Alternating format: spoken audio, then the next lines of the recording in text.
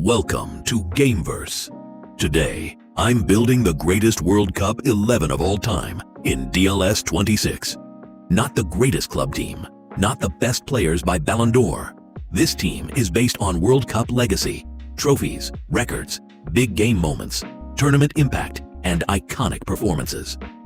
The formation is 4-2-3-1, and old or new generation anyone can make it. So let's build the ultimate World Cup 11.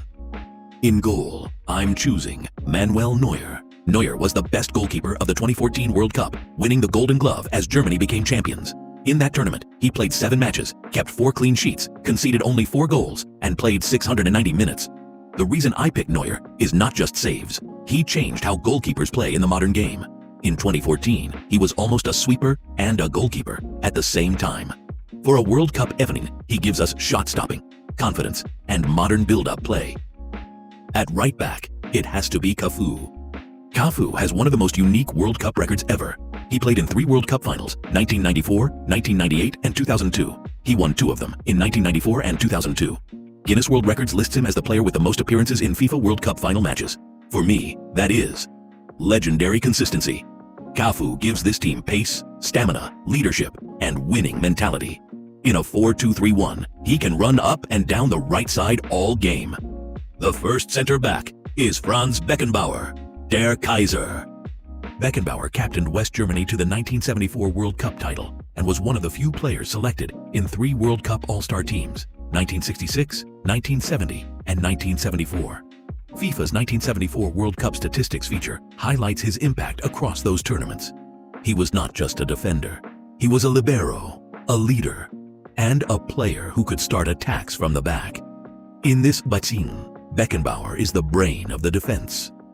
Next to Beckenbauer, I'm choosing Paolo Maldini. Maldini played 23 World Cup matches, one of the highest totals in history. FIFA notes that before Lionel Messi passed him, Maldini held the record for the most minutes played in World Cup history. Guinness also lists Maldini with 2002 and 17 World Cup minutes. He never won the World Cup, but his longevity, defensive quality, and consistency were world class. In this team, Maldini brings calmness, positioning, and elite defending. At left back, I'm picking Roberto Carlos. Roberto Carlos was part of Brazil's 2002 World Cup winning team, and he scored one of the most powerful free kicks in World Cup history against China. FIFA describes that goal as one of the tournament's wonder goals, helping Brazil to a 4-0 win in the group stage. In a 4-2-3-1, Roberto Carlos is perfect because he adds speed, power, crossing, long shots, and set-piece danger. The first midfielder is Lothar Matthäus. Matthäus played in 5 World Cups, 1982, 1986, 1990, 1994, and 1998. He made 25 World Cup appearances, and he captained West Germany to the 1990 World Cup title. FIFA notes that his 25 appearances were a long-standing world record before Lionel Messi passed him in 2022. He gives this team leadership, energy, tackling, passing, and experience. He is the perfect engine in the double pivot.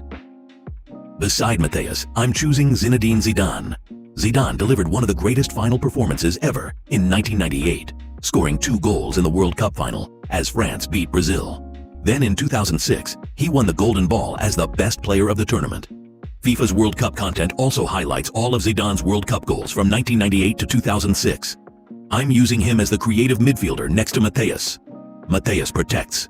Zidane controls. On the right wing, I'm choosing Lionel Messi.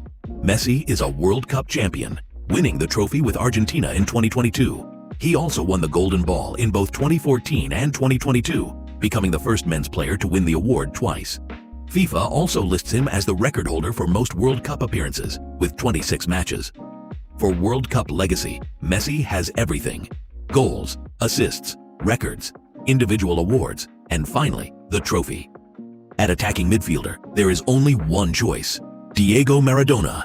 Maradona's 1986 World Cup is arguably the greatest individual World Cup campaign ever. He scored 5 goals, won the Golden Ball, and carried Argentina to the trophy. FIFA also describes him as responsible for the individual masterpiece that fans crowned the World Cup goal of the century. He is the heart of this team. Messi has the records. Pelé has the trophies.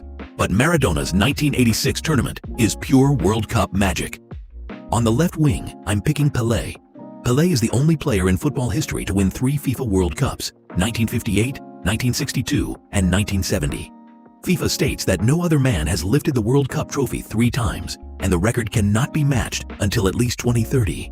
He scored 6 goals in 1958 as a teenager, one again in 1962, and then shined in the legendary 1970 Brazil team.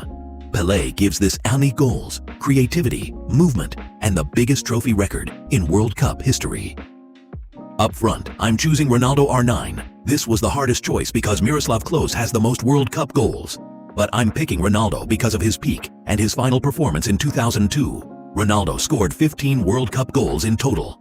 In 2002, he scored 8 goals, won the Golden Boot, and scored twice in the final against Germany as Brazil became world champions. FIFA lists him second on the all-time World Cup scoring chart, only behind Klose. So, this will be final 4-2-3-1 formation.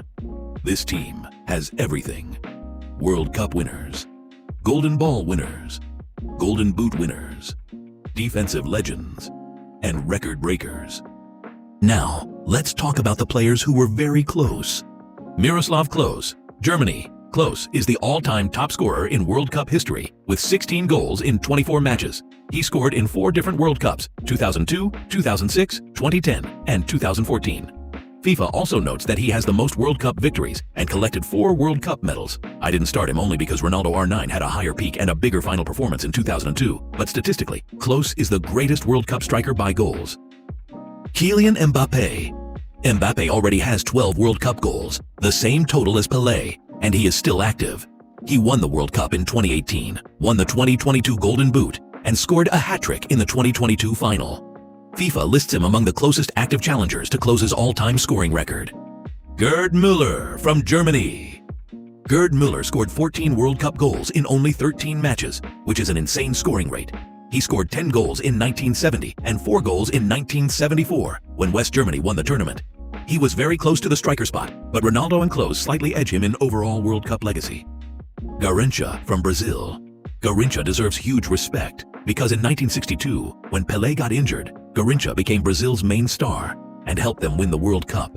FIFA's Pelé article also highlights Garrincha's importance in that 1962 triumph. Iker Casillas. Casillas was Spain's captain and goalkeeper when they won the 2010 World Cup.